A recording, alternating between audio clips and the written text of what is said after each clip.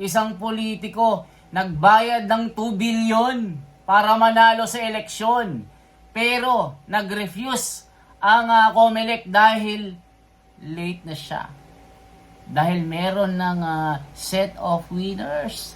Matindi mga kababayan. Totoo kaya ito mga kababayan? Sana sagutin po ng COMELEC ito. Matinding iskandalo ito mga kababayan. Kung totoo man. Dahil ang naglabas ng pasabog na ito ay si Atty. Glenn Chong. Matindi. Sino kaya itong politiko na ito na nagbayad di umano ng 2 billion pesos para manalo siya? Grabe ang pasabog ni Atty. Glenn Chong, mga kabibig. Kung pasabog man ang Easter Sunday nyo, mas pasabog itong pasabog ni Atty. Glenn Chong kung saan isang kandidato nagbayad ng 2 billion pesos sa COMELEC para manalo.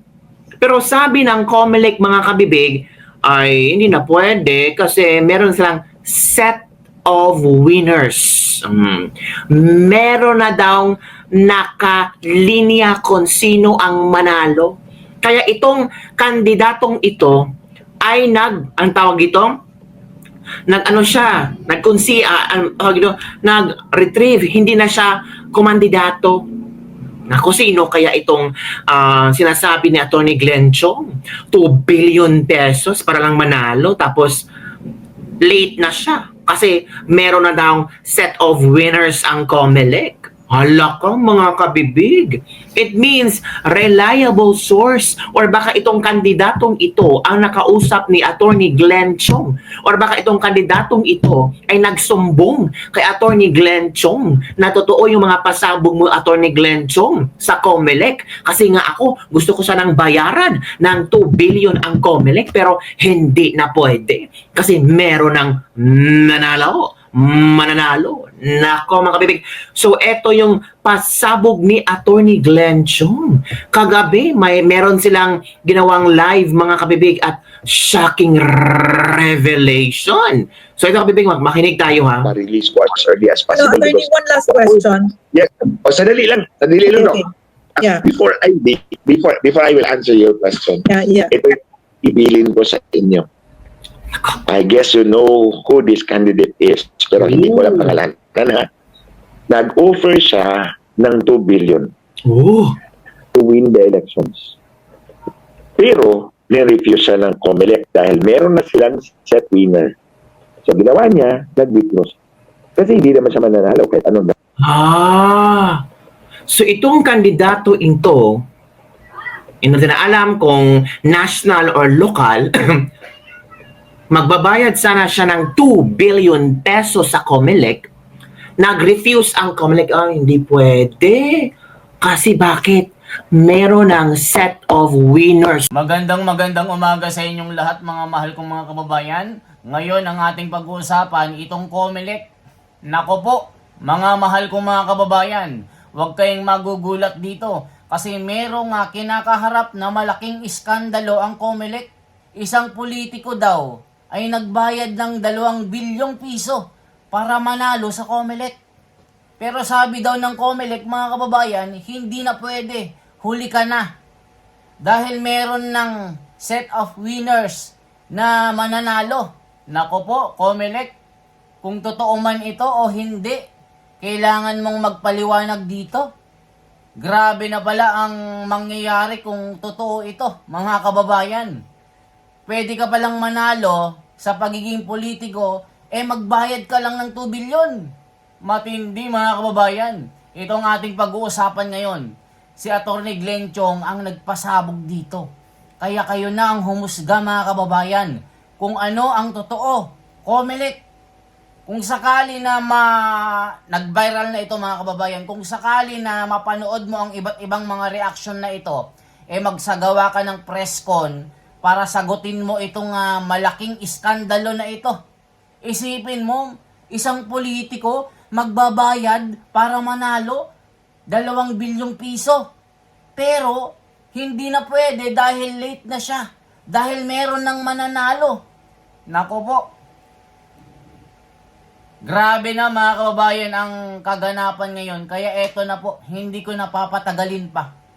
ang bibigyan natin ng reaction, talagang viral na viral sa buong mundo. Kaya pala binabantayan na tayo ng iba't ibang mga sektor, mga kababayan. Pati mga dayuhan ay nandito na para mag-obserba dito sa gagawing eleksyon na ito. Kasi pati sila, nakakaramdam sila ng pandaraya. Nako po, Diyos ko Lord, save the Philippines sa mga buhaya, kung sino man ang mga ito, mga kababayan. Grabe ang pasabog ni Atty. Glenn Chong, mga kabibig.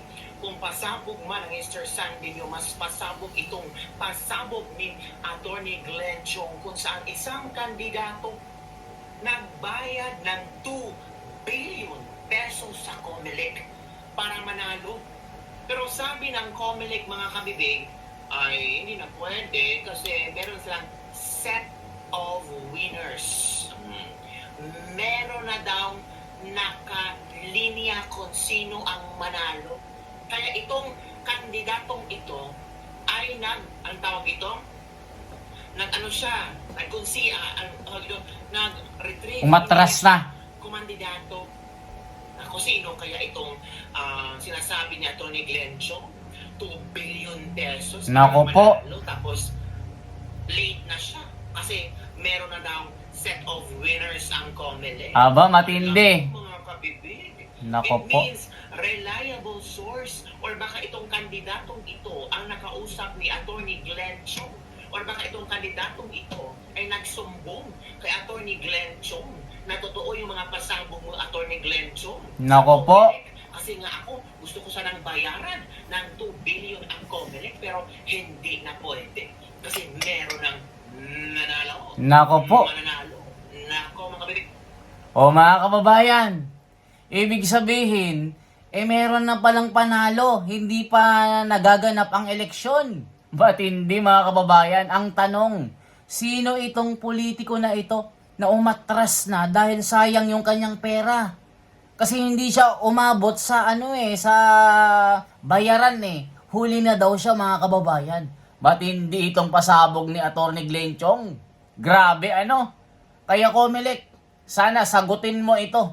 Sagutin mo si Atty. Glenn Chong dahil malaking kahihiyan ito sa COMELEC. Isipin mo, mga kababayan, boboto tayo pero meron na palang nanalo. Di sayang ang mga boto natin. Nako po, mga kababayan, ano nang mangyayari sa Pilipinas? Ganito na ba ang kalakaran, COMELEC? Matindi ito. Ituloy pa natin. So, ito yung pasabog ni Atty. Glenn Chong. Kagabi, meron silang ginawang live, mga kabibig, at shocking revelation. So, ikaw, kabibig, makinig tayo, ha? Sir, yes, So, attorney, one last question. Yeah. Sadali lang. Okay. Yeah. Before I will answer your question, Yeah. ito, ibilin ko sa inyo. I guess you know who this candidate is, pero hindi mo lang pangalan. Nag-offer siya ng 2 billion. Oh, 2 million pesos. Pero, nirefuse siya ng COMELEC dahil meron na silang set winner. So, ginawa niya, nag-refuse. Kasi hindi naman siya mananalo kahit ano na. My God. So, kung kandidato ito, hindi na alam kung national or local, magbabayad sana siya ng 2 billion pesos. Grabe, ang yaman ng COMELEC. Ang COMELEC ang hindi pwede. Kasi bakit? Meron ng set of winners ang COMELEC. Uy, totoo kaya ito kabibig?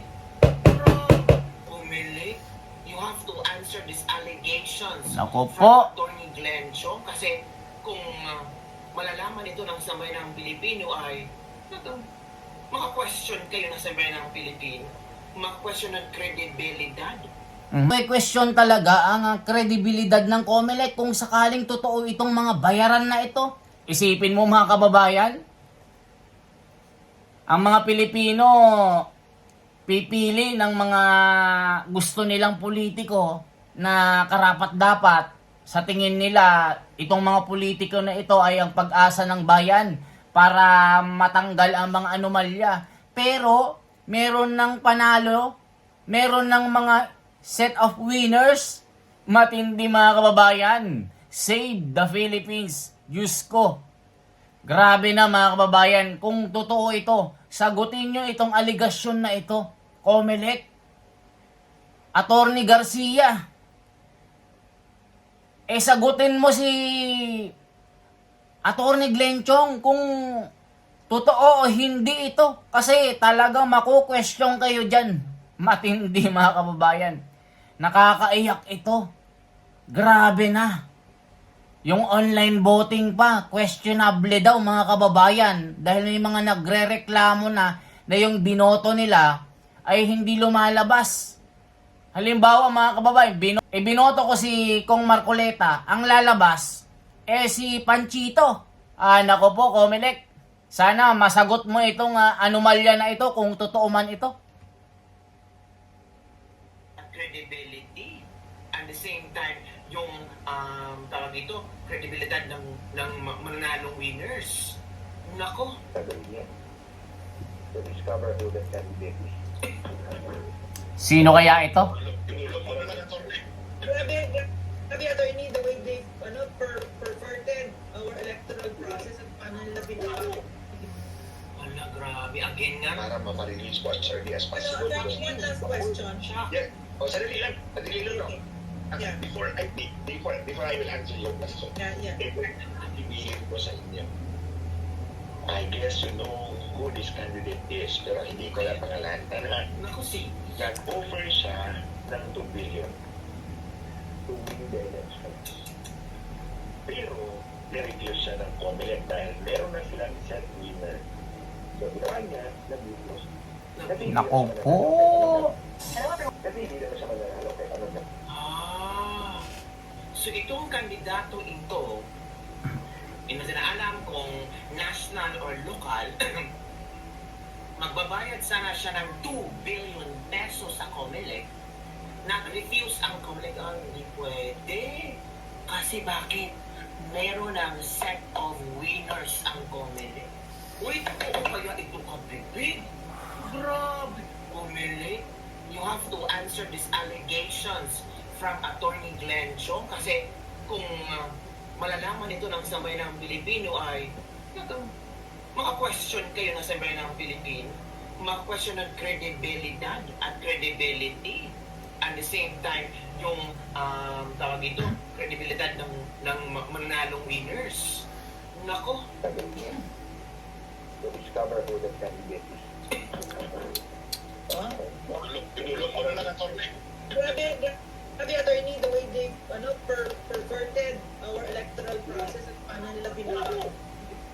hala, grabe. Again nga. Para ma-release po as early as possible. One last question. Yeah. Sadali lang. Sadali lang, no? Yeah. Before I will answer your question, Yeah. ibigin ko sa inyo. I guess you know who this candidate is, pero hindi ko lang pangalan. Nako, si. Nag-offer siya ng 2 billion to win the elections. Pero, na-refuse siya ng Comelec dahil meron na silang set winner. So, ginawa niya, nag-refuse. Kasi hindi naman siya mananalo kahit anong gagawin niya. Tama. Hindi naman nanalo ang politikong ito or tumatakbong ito kahit ano pang gagawin niya. So, it's a waste of money. Diba? It's a waste of campaign money na tatakbo pa siya, alam naman niyang may mananalo na, hindi, mag-withdraw na lang.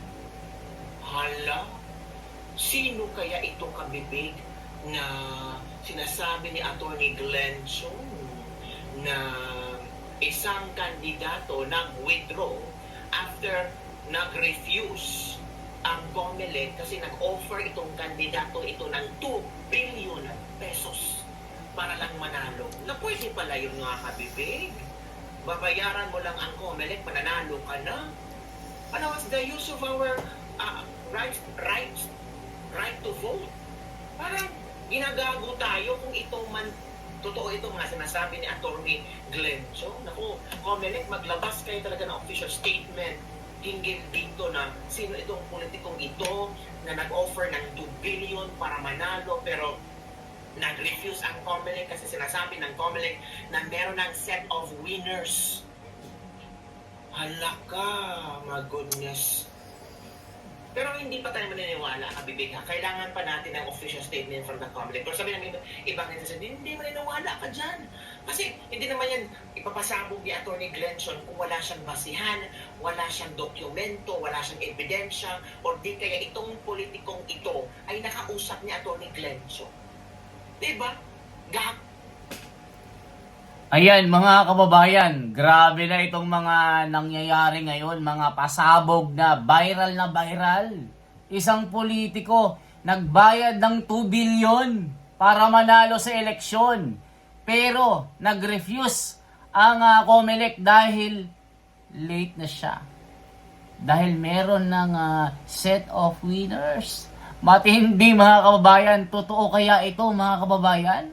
Sana sagutin po ng Comelec ito. Matinding iskandalo ito, mga kababayan, kung totoo man. Dahil ang naglabas ng pasabog na ito ay si Atty. Glenchong. Matindi. Sino kaya itong politiko na ito na nagbayad di umano ng 2 billion pesos para manalo siya? Hindi natin alam kung local ito or national. Kung isa ba siyang senador, isa siyang kongresista, isa siyang mayor. Sino kaya ito mga kababayan? Ano na kaya ang mangyayari sa Pilipinas kung lahat ng mga nanalo hindi naman ibinoto ng mga Pilipino? Bagkus nanalo lamang ito dahil nagbayad sila.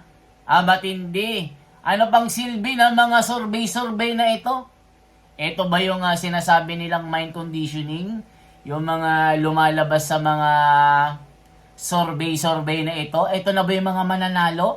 O meron pang mananalo na wala sa survey? Matindi mga kababayan. Sino kaya ang mapalad na mananalo? Yung binoto kaya ng sambay ng Pilipino? O yung mga nagbayad ng bilyong-bilyong salapi sa Comelec?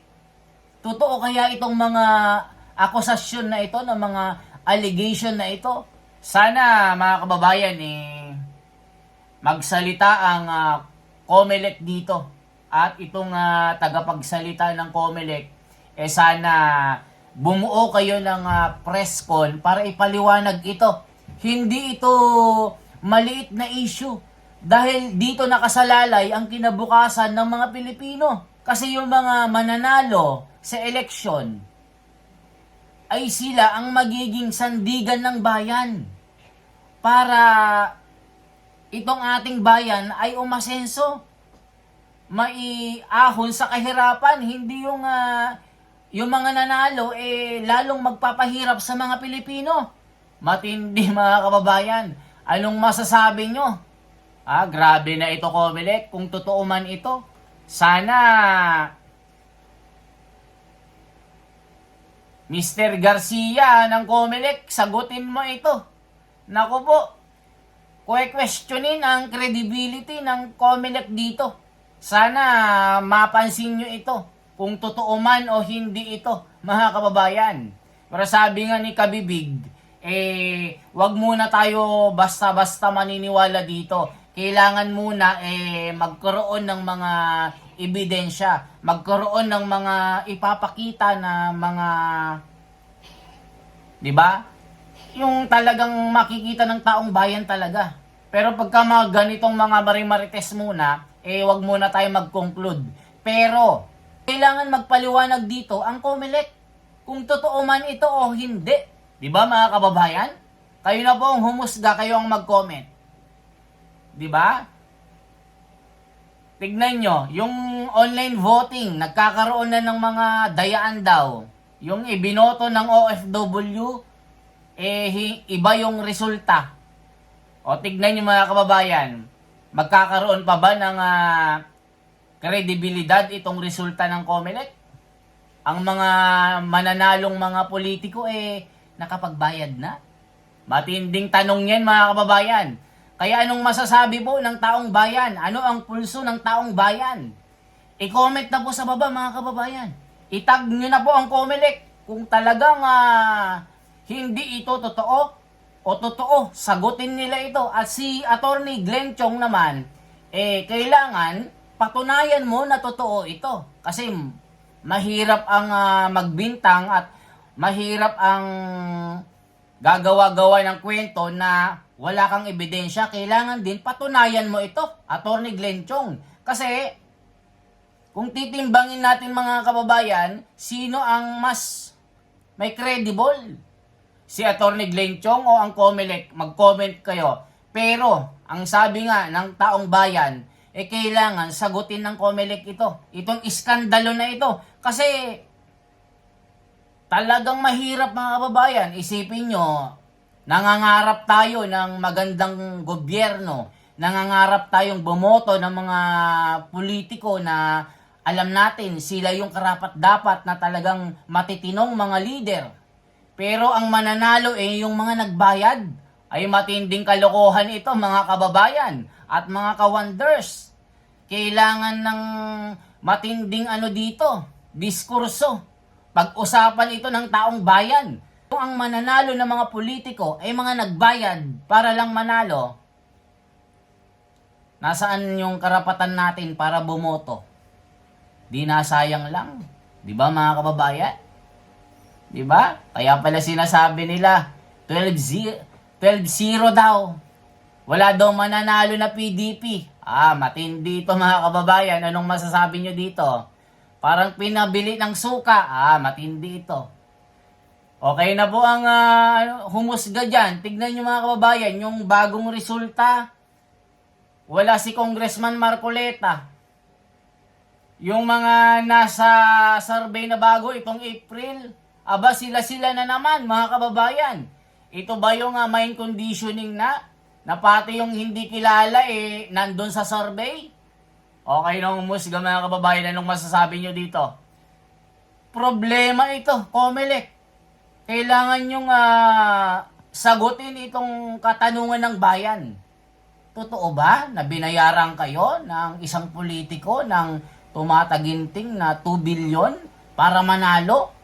Pero tumanggi kayo dahil meron ng mga set of winners na mga politiko. Matindi.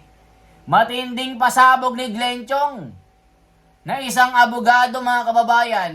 Yung nagbayad daw ng 2 billion umatras na dahil huli na siya.